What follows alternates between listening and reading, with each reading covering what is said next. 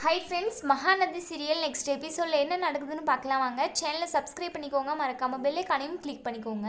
இங்கே நம்ம காவேரி வெண்ணிலா மனசில் நம்ம விஜய் இன்னுமே இருக்காரா அப்படின்றத கண்டுபிடிக்கலாம் அப்படின்னு சொல்லி விஜயோட ஃபோட்டோவை எடுத்துகிட்டு போயிட்டு நம்ம வெண்ணிலா கிட்டே காட்டுறாங்க. வெண்ணிலா இருந்துட்டு அந்த ஃபோட்டோவை பார்த்ததுமே ஏன் விஜய்ன்னு சொல்லிட்டு அந்த ஃபோட்டோவை வாங்கி கட்டி பிடிச்சிட்டு அழுகுறாங்க. இங்கே நம்ம காவேரிக்கு ரொம்பவே வருத்தமாக போகுது. இருந்தாலுமே ஒரு சைடு வெண்ணிலாவை நினச்சி பார்க்கும்போது அவங்களுக்கு கஷ்டமாக தான் இருக்குது. சரி, வெண்ணிலாவை விஜய் கூடவே சேர்த்து வச்சுருவோம். விஜயோட பர்த்டேவுக்கு வெண்ணிலா தான் சரியான கிஃப்ட்டு, அவரோட மனசை தொடுற மாதிரி இருக்கும் இந்த கிஃப்ட் அப்படின்னு சொல்லி நம்ம காவேரி முடிவு எடுத்துடுறாங்க. அங்கேருந்து வந்துடுறாங்க.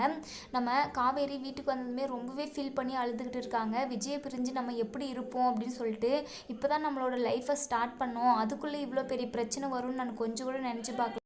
அந்த கடவுள் எதுக்காக என் வாழ்க்கையில் இப்படி விளையாடுறாருன்னு எனக்கு கொஞ்சம் கூட புரியவே இல்லை.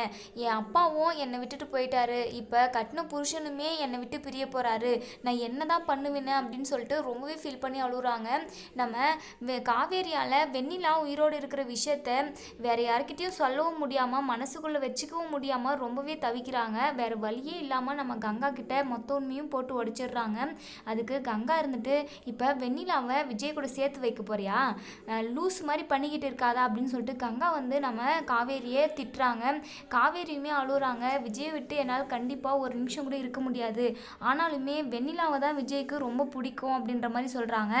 நம்ம கங்கா இருந்துட்டு மனசுக்குள்ளே நினைக்கிறாங்க, நம்ம காவேரியும் விஜயும் தான் ஒன்று சேர்ந்து வாழணும் அப்படின்னு சொல்லிட்டு. அதுக்கப்புறம் நம்ம விஜயை பார்த்து பேசுகிறாங்க. வெண்ணிலா உயிரோடு தான் இருக்காங்க, உங்களுக்கு இப்போ வெண்ணிலா வேணுமா என் தங்கச்சி காவேரி வேணுமா அப்படின்ற மாதிரி கேட்குறாங்க.